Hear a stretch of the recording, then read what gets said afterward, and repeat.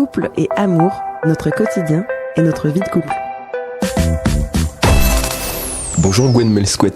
Bonjour. Médiatrice en communication non violente, vous êtes aussi thérapeute et formatrice en communication bienveillante. On vous retrouve dans votre chronique Couple et amour, et aujourd'hui un nouveau sujet, c'est l'hypersensibilité au sein du couple, quand les nerfs sont à fleur de peau. C'est ça. Et il y a beaucoup de couples qui sont concernés par ça. Ce qu'il faut savoir, c'est que l'hypersensibilité, c'est pas une faiblesse ni de la sensiblerie comme certains peuvent le penser. En fait, c'est un fonctionnement neuronal qui est atypique. Et on peut même se dire que ça peut être considéré comme un cadeau, puisque les musiciens, les créateurs, les thérapeutes aussi, les menuisiers, s'ils n'avaient pas cette hypersensibilité, peut-être que ce serait pas aussi chouette leur production. Mais c'est vrai qu'on peut aussi considérer ça comme un handicap, et notamment dans le couple, quand on est submergé par l'émotion et qu'on n'arrive pas à reprendre le contrôle.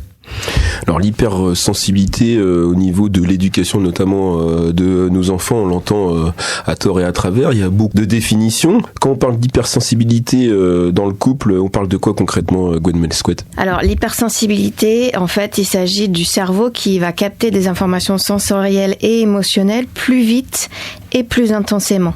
Et les émotions et les sensations sont aussi plus vives. Ça peut être au niveau du bruit, des odeurs, des lumières. Il y a aussi l'empathie qui est très développée.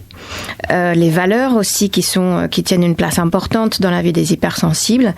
Et il faut savoir aussi que les hypersensibles sont plus sujets au surmenage, au stress, au burn-out, à la dépression, maladies chroniques. Alors à vous écouter, nous avons la responsabilité de nos émotions, cela fait sens.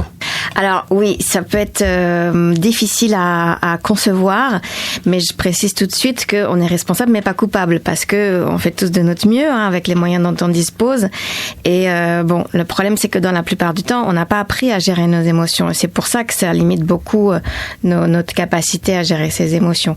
Mais en fait, on peut considérer qu'une personne peut réagir différemment deux personnes peuvent réagir différemment dans une même situation.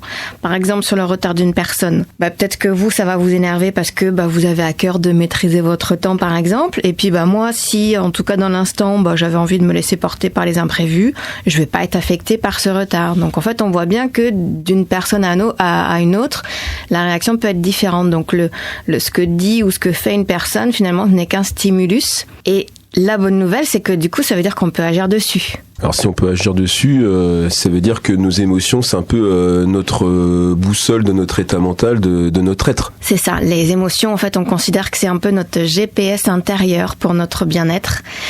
Une émotion, elle n'est pas négative ou positive, elle peut être agréable ou désagréable. Et en fait, c'est un indicateur de notre bien-être, puisque ça signifie que un ou plusieurs de nos besoins ne sont pas satisfaits, et c'est donc à nous d'investiguer pour identifier le besoin qui est en manque et d'agir pour pouvoir le combler.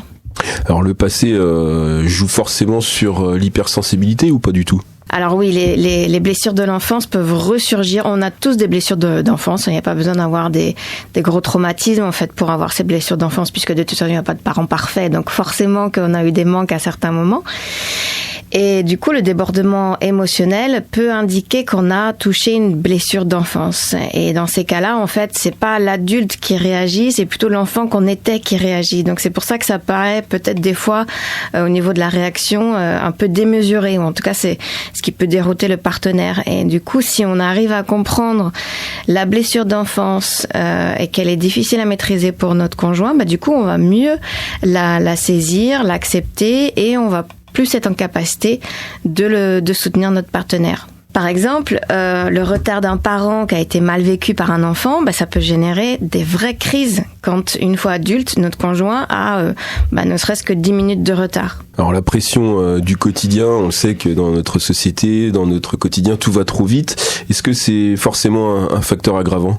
Ouais, la gestion du temps et le fait qu'on soit tous à 100 à l'heure, Ça fait partie des choses que j'aborde très souvent dans les thérapies de couple que j'entreprends, et je demande aussi beaucoup aux gens, est-ce que vous n'êtes pas finalement en surmenage, c'est-à-dire que est-ce que vous n'avez pas déjà dépassé vos capacités d'adaptation et que du coup le moindre truc va vous faire péter un câble en fait. Nous sommes toujours en compagnie de Gwen Melsquet, médiatrice en communication non violente. On aborde le sujet suivant, l'hypersensibilité au sein du couple. D'ailleurs, Gwen, en tant que thérapeute, votre boîte à outils, avant de se quitter quand même?